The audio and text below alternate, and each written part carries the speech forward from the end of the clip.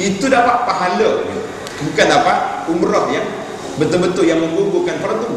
Jadi itu tidak tergugurkan. Baiklah, untuk menjelaskan perbezaan, apa beza di antara haji dengan umrah? Ada beza? Nyawanya ada banyak perbezaan. Yang pertama sekali, perbezaan dari sudut waktu. Haji boleh dilakukan hanya bila, boleh kita niat haji itu bila? Pada bulan haji. Saya ulang balik, pada bulan haji. Bulan haji itu bila? Lupa tu. Jangan jadi Melayu muda lupa. Kalau dekat Malaysia agak patah tak muda lupa juga. Raya ke raya. Ya? Raya ke raya. Syawal. Raya ke raya. Senang jawapan dia. Mana bermula 1 Syawal sehingga 10 Zulhijjah. Itu musim. Itu je waktu kita boleh niat haji.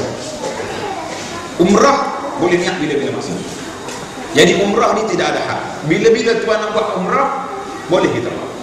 Itu dia panggil musim haji. Musim haji pun tak. Ini kalau kita tengok dalam sejarah, kenapa Nabi SAW dalam sejarah dia buat umrah berapa kali? Ya? Berapa kali Nabi buat umrah sepanjang hidup? 4 kali. Tanda umrah yang pertama pada tahun yang ke-6, waktu Nabi kita datang ke Hudaybiyah. Hudaybiyah dari pelawat. Jadi kita setengah tu pergi, setengah tak lagi. Tak pergi lagi. Saya tahu dia bawa pergi hari haji. Tak sempat. Kena pergi sendiri ya. Kita pergi musim bulan umrah nanti dia dapat. Nabi bagi hari tahun yang ke-6, dia kena hijrah. Tahun yang pertama hijrah. Nabi kita duduk di Madinah selama 6 tahun. Tak mari Mekah sebab Quraisy kuat tekan. Bila sampai di Mekah, sampai 6 tahun, Nabi mimpi masuk Mekah. Maka dia cari bagi tahu kepada sahabat, ya sahabat, orang-orang muhajirin yang kena halau daripada Mekah ni, aku nak balik Mekah. Semua gembira lah sebab boleh balik Mekah. 6 tahun tak balik. Kita hidup kat sini 6 bulan tak balik pun macam-macam rasa dah. Mimpi tak pasal. Tambah lagi yang jadi dia panggil apa, kontrak sebulan sekali gitu. Kalau bulan tu tak buat balik, saya rasa tak jawatan dah. Jadi Nabi kita mari, orang Quraisy tak bagi masuk. Tak boleh masuk. Tak bagi visa. Nabi kata aku dah pakai ihram. Pakai ihram, aku pakai apa tak boleh masuk visa. Tak ada visa. Pada tahun 6. Habis dia janji nak bagi visa selama 3 hari pada tahun 7. 3 hari. Jadi tahun yang 7 Nabi kita datang. Jadi kita ambil yang pertama mungkin umrah juga. Walaupun tak siap tapi umrah kali pertama. Tahun yang ke-7 Nabi kita datang. Janji dengan Quraisy nak bagi visa selama 3 hari. Boleh umrah, boleh tawaf, sa'i, duduk bukan 2 hari, balik. Nabi kita datang lagi pada tahun yang ke-7. Alhamdulillah. Tengah-tengah Nabi kita bersiap nak pergi tawaf, tiba-tiba datang kau kafir Quraisy duduk kat mana? Duduk di sebelah Hijr Ismail. Hijr Ismail ada bukit.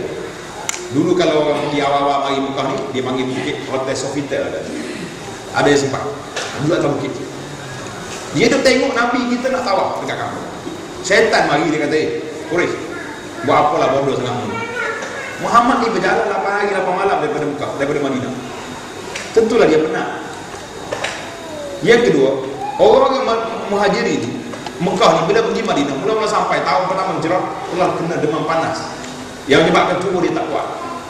Bila tak kuat mereka lemah. Bila lemah kita serang serentak. Tentulah dia mati semua sini. Dah bagi visa 3 hari pun masih lagi nak belok, nak buat.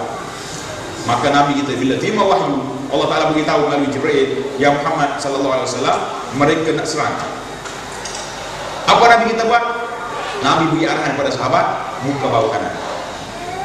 Kan kita nak ditawaf nanti, kita buka bahu kanan. Kalau nak hormat kepada Kaabah, mesti buka bahu kiri. Tak buka bahu kanan. Nak tunjuk ke Quraisy. Itu maka saya istilahkan buka bahu kanan tujuannya nak tunjuk action. Nak tunjuk dengan siapa? Dengan Quraisy. Dan Nabi kita bagi arahan supaya jalan untuk melompat-lompat sikit, rencak-rencak lompat. Di antara Hajar Aswad kepada rukun Yamani. Jadi di antara rukun Yamani ke Hajar Aswad tak payah jalan lompat sebab terlindung dengan Kaabah. Orang Quraisy tak nampak kita. Buat apa nak lompat ni, kita nak tunjukkan dia.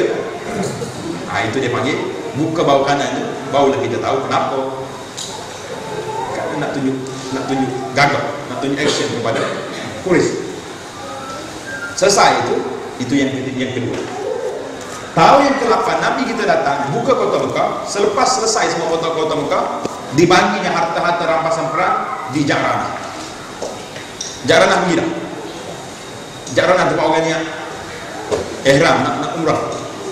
Nabi kita berniat ihram di situ sebab dia masuk Mekah bukan nak ihram, bukan nak haji, bukan nak umrah, mari nak ambil Mekah. Maka oleh kerana dia sesat, dia kata aku nak buat umrah. Itulah umrah Nabi kali yang ketiga. Bila dia mari tahun yang depan, tahun 10, dia umrah sama dengan hajinya. Itulah dia panggil sejarah umrah 4 kali. Ahli sejarah mengatakan semua 4 kali umrah ini berlaku dalam bulan Zulqa'dah. Sebab apa bulan Zulqa'dah? Itu soalan dia sekarang. Sebabnya bagi pahaman orang Quraisy, orang kafir melakukan umrah dalam bulan haji min afjalil fujur, salah satu daripada jinayah yang cukup keji. Buat umrah dalam bulan haji sangat keji perbuatan itu mengikut pandangan Quraisy. Maka Nabi kita sallallahu alaihi wasallam nak membatalkan fahaman kafir ini, semua umrah dia dalam bulan haji. Nak tunjuk supaya orang Islam ini didik balik. Komat semula dalam kepala dia, pandangan Quraisy, pandangan kafir kata tak ada umrah dalam bulan haji itu tidak ada lagi. Jadi itu dia panggil peranan Nabi sallallahu alaihi wasallam sangat tinggi. Bila dia nak membatalkan satu-satu adat istiadat, kadang-kadang Nabi kita terpaksa menggunakan pendekatan yang begitu tinggi. Contohnya, waktu orang kafir dulu, anak angkat, bila kita ambil anak orang buat anak angkat, dia tukar bin kepada bin kita. Nama Muhammad ambil anak angkat, maka budak ni nama apa? Sulaiman tukar kepada itu zaman jahiliyah. Bila Allah Ta'ala nak membatalkan syariat ini, maka Zaid bin Harithah itu telah dibinkan pada Zaid bin Muhammad. Dan Nabi kita kawinkan Zaid ini dengan sepupu dia, dengan kawin dia, Zainab. Bila dia kawin, setelah turun ayat Quran membatalkan anak angkat tak boleh jadi anak, maka Nabi SAW telah mengisytiharkan Zaid bin Harithah, bukan bin Muhammad. Oleh kerana dia anak angkat aku, bini dia menjadi menantu saya. Pada pandangan jahiliah, hari ini dia bukan menantu, dia hanya menantu angkat. Maka apabila Zaid itu cerai isteri dia Zainab, Allah Ta'ala kawinkan Zainab itu dengan Nabi SAW. Kawin, nak membatalkan adat jahiliah. Sudah kita kata Nabi kita terpaksa menerima risiko yang begitu tinggi. Kita lain satu dah. Dari segi perbezaan yang kedua, dari sudut amalannya, haji ibadat yang mengandungi amalan berwukuf di Arafah, bermalam di Muzdalifah, di Mina dan melontar. Umrah tidak ada amalan-amalan yang tersebut. Jadi kita pergi terus lagi kepada perbezaan antara rukun haji dan umrah ini. Saya akan tangguhkan untuk perbincangan kita selepas ini. Kita nak pergi kepada hikmah atau falsafah haji. Kenapa dia jadi haji itu disebut sebagai jihad? Bila kita belajar dalam agama, dalam Islam ini dibina di atas 5 asas, 5 rukun. Yang pertama, mengucap 2 kalimah syahadah. Mengucap 2 kalimah syahadah ni duduk di mana ucapan itu? Kat mana? Kita kata asyhadu an la ilaha illallah wa asyhadu anna Muhammadar Rasulullah. Bila orang tu kata nak jadi seorang Muslim, dia kena ada 3 syarat. 3 syarat. Yang pertama, dia kena kata dengan mulut dia asyhadu an la ilaha illallah wa anna Muhammadar Rasulullah.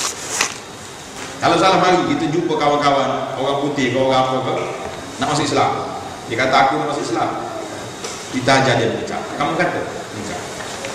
Dia kata dengan hati, tak mau kata dengan mulut, tak jadi Islam.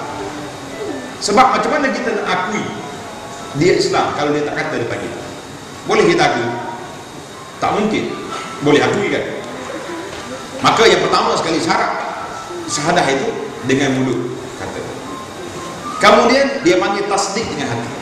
Apa makna tasdik dengan hati? Membenarkan dalam hati kita apa yang dikata oleh mulut. Baik. Hati-hati dalam. Dan setakat yang saya tanya pakar-pakar IJN ke apa semua jantung seluruh negara, tidak ada alat yang boleh mengesan dalam hati manusia. Tak ada alat. Tak boleh. Jadi bila dia masuk Islam, kita tak tahu berapa peratus iman dia. Sebab tasdik dia membenarkan ucapan mulut dia dengan hati. Contoh, ada seorang ni sayang pada isteri dia. Dia kata, abang, itu adik saya ni sayang pada awak. Pagi-pagi duk ayat sayang, malam pun sayang, pagi sayang. Mana awak tahu sayang ke saya kat mana? Oh, hati saya sayang. Tapi setakat saya kahwin dua orang ni, duk sayang pagi, petang, malam, siap. Balik-balik tak pernah bawa hadiah satu pun tak ada. Bini minta sikit, buka muka. Oh, awak tu lah asyik nak minta. 10 tahun dulu dia dah gelar satu, ni nak minta pula 10 tahun dulu dia masa kahwin dia. Mana isteri ni tidak ada tanda-tanda yang dia ni boleh mengakui bahawa suami tu memang sayang kan dia. Habis tidur dengan dia, itu hak biasa ya. Tapi kesayangan lain yang boleh menampak, tak nampak. Maka disitulah kita nampak peranan. Oleh kerana hati ini di dalam, dia dianggap sebagai generator yang boleh menyalakan lampu keimanan kepada Allah. Maka macam kita buat elektrik. Tuan rumah kata, kontraktor kata, rumah awak ni elektrik dah siap, kita pergi pegang wayar sejuk, tak ada api pun, jangan belah wayar, sudah mati. Tuan dia kata, tukang yang elektrik kata, kamu bukalah suis baru tahu. Buka suis kipas musim, buka lampu cerah, buka aircon sejuk, baru tahu. Jadi Allah Ta'ala letak di hadapan kita ada 4 kategori. Oleh kerana kamu ni beriman, iman adalah hati, maka tanda kamu beriman kepada Allah SWT, yang pertama sekali, kamu mesti salat, sembahyang. Sebab apa sembahyang dulu? Sebab salat ini bersifat harian. Masuk waktu salat, tengah hari salat, malam salat. Jadi kita nampak orang ni bila dia salat, ada tandanya dia beriman kepada Allah Subhanahu wa taala. Kalaulah rukun Islam yang kedua haji, berat tak berat dia? Bila nak tahu orang itu beriman? Lepas dia pergi balik haji, tahu haji kata 10 tahun lagi baru tahu dia beriman. Jadi Allah Ta'ala yang maha berkuasa, maha kaya, dia letaknya rukun yang kedua lepas pada beriman, letak salat. Orang tak salat, orang ini bukan Islam, bukan orang beriman. Sebab hati dia tidak menunjukkan dia beriman kepada Allah Subhanahu wa taala. Maka itu kita letak bahawa salat itu ketundukan anggota manusia terhadap Allah. Baik, muhim manusia ada hal itu, memang ada. Harta kamu bayar zakat tak bayar zakat? Baik, dia kata zakat buat apa pun tak. Hasil dan negeri bayar dah. Apa benda cukai sudah bayar. Zakat itu hak lain, hak Allah Subhanahu wa taala beri kepada kita. Tak banyak tuan-tuan zakat ni.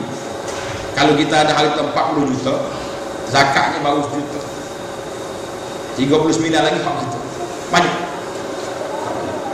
Saya tak tahu nisab zakat di sini. Kalau di Malaysia untuk tahun 2010, orang yang ada duit sebanyak RM10,200 tersimpan, duit ni tak diusik dalam bank ke, di bawah bantal dia ke, mana-mana tempat dalam rumah ke, macam orang tua dulu tanam pokok ke. Yang pentingnya RM10,200 sudah ada, tidak berganjak, tidak bergerak, tak kurang dari itu, maka sudah cukup nisab dia sebagai orang yang kena keluar zakat. Kita simpan banyak mana dah ada dalam bank itu. Jadi semua yang ada, ingat, zakat tu salah satu daripada ketundukan kita kepada Allah Ta'ala dalam masalah harta. Kalau tak bayar ni, tak jadi. Orang itu belum melaksanakan rukun Islam. Jangan kata, oh, saya tak ada harta. Hari ni banyak falsafah timur ni, iaitulah tentang, ada ustaz kata orang ada hutang tak payah bayar zakat.